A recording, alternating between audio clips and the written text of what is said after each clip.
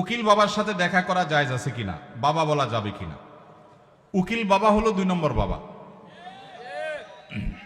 আমাদের সমাজে উকিল বাবার প্রথা অনেক বেশি আছে, আপনাদের এলাকায় আছে?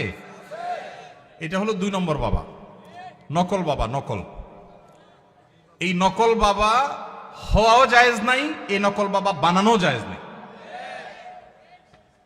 ভাইরা আমার, বিয়ে শাদীতে আমাদের দেশে মনে করা হয় যে একজন উকিল বাবা লাগে, এরকম একটা ধারণা আছে না নেই? মেয়ের ইজিন আনার জন্য গায়রে মাহরাম একজন উকিল বাবা হয়, অনেক সময় যায় অনুমতি আনে। এইভাবে উকিল বাবা বানানো পরিষ্কারভাবে হারাম, পরিষ্কারভাবে। মুরব্বীরা ভালো করে শুনে রাখেন, যারা যারা উকিল বাবা আছেন এই বাবাগিরি ছেড়ে দেন। বাংলাদেশে বাবার কোনো শেষ নাই। খাজা বাবা, উকিল বাবা, ন্যাংটা বাবা, কত বাবা আছে। আল্লাহ তাআলা এই সমস্ত নকল বাবা থেকে আমাদেরকে হেফাজত করুন। বিয়ে উপলক্ষে কোনো উকিল বাবা টাবা চলবে না। নিজের বাবা বেঁচে থাকলে সেই বাবা তিনি নিজে নিজের সন্তানের বিয়ে দিবেন, ব্যাস। মেয়ের অনুমতি বাবা আনতে যাবেন। জাজ্জল্যমান বাবা উপস্থিত, আগাগোড়া 5 হাতি বাবা আছে, এরপরও দেখা যায় আরেকজন উকিল বাবা সেজে সেখানে নাটক করতে যায় অনুমতি আনার জন্য। এই নাটক করা জায়েজ নাই, পরিষ্কারভাবে হারাম। পর্দাহীনতার কারণে, বিশেষ করে গায়রে মাহরাম কেউ যখন উকিল বাবা সাজে, ওই মেয়ে সারা জীবন তারে বাপ বাপ ডাকে, খানা খাওয়ায়। এটা আমাদের সামাজিক মানে একটা কুসংস্কার বলতে পারেন, এর সাথে ইসলামের কোনো সম্পর্ক। যুবকরা বিয়েতে কোনো উকিল বাবা যেন না থাকে। মুরব্বীরা যারা যারা যার যার বিয়ের উকিল বাবা আছেন, আল্লাহর হস্তে বাবাগিরি ছেড়ে তওবা করে আল্লাহর কাছে চলে আসেন, চেষ্টা করবেন তো ইনশাআল্লাহ।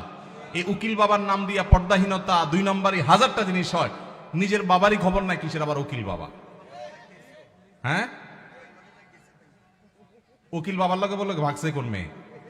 আল্লাহ মাফ করুক আমাদেরকে।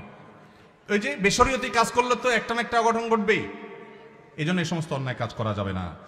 আমাদের পরিবারে অনেকে অনেক সময় বড় রোগে আক্রান্ত হন, যেমন cancer, brain tumour, liver cirrhosis ইত্যাদি। এই ধরনের রোগের চিকিৎসার ক্ষেত্রে অনেকে তার পুরো সম্পদ বিক্রি করে ফেলে, নিঃস্ব হয়ে যায়। শরীর দৃষ্টিকোণ থেকে কতটুকু সম্পদ ব্যয় করা উচিত এবং ইসলামের নির্দেশনা কি? যদি আল্লাহ না করুন কেউ দুরারোগ্য ব্যাধিতে আক্রান্ত হন, যার চিকিৎসায় লক্ষ লক্ষ টাকার দরকার হয়, তার জমি জমা বিক্রি করা লাগে, প্রশ্নকর্তা ভাইয়ের জানার বিষয় হলো তার টোটাল অ্যাসেট থেকে কত পার্সেন্ট তার নিজের ট্রিটমেন্টে খরচ করা যাবে? এর উত্তর হলো এর কোনো পার্সেন্টেজ শরীয়ত ঠিক করে দেয় নাই। তার ট্রিটমেন্টের জন্য যদি তার টোটাল সম্পদ বিক্রি করা লাগে, সেটা বিক্রি করার অধিকার ইসলাম তাকে পরিপূর্ণভাবে দিয়েছে।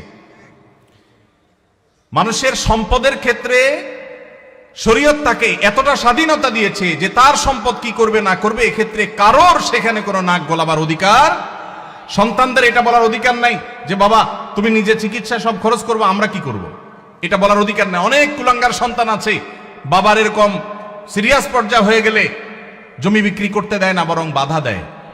আছে না নাই? মনে রাখবেন, বাপদাদার সম্পদ দিয়ে মানুষ ধনী হয় না, হলেও সেটা সাস্টেইন করে না, টেকসই হয় না। মানুষ নিজস্ব চেষ্টায় আল্লাহর অনুগ্রহে ধনী হয়। বহু বড় লোকের ছেলেরা একসময় রাস্তায় মানুষের কাছে হাত পাততে হয়। এজন্য বাবার সম্পদ, মায়ের সম্পদ, সেগুলোর জন্য কামড়াকামড়ি করা, তাদের হক নষ্ট করা, এগুলো আমাদের মূর্খতা। তবে হ্যাঁ, কেউ যদি মনে করেন যে দুরারোগ্য ব্যাধিতে আমি আক্রান্ত হয়েছি, এখানে ট্রিটমেন্ট করে আসলে লাভ হবে না, ডাক্তারদের অ্যাসেসমেন্ট অনুযায়ী মৃত্যুই নিশ্চিত এবং জটিল পরিস্থিতি, তাহলে সেক্ষেত্রে আমার বাচ্চারা তারা অসহায় হয়ে যাওয়ার চাইতে আমি সুন্নত হিসাবে ট্রিটমেন্ট করি, কিন্তু খুব বেশি অ্যাগ্রেসিভলি ট্রিটমেন্টের জন্য খরচ করব না। এটা যদি কেউ সিদ্ধান্ত নেয় তো সেই এখতিয়ারও শরীয়ত ওই ব্যক্তিকে দিয়েছে। অবস্থা বুঝে তিনি ডিসিশন নেবেন।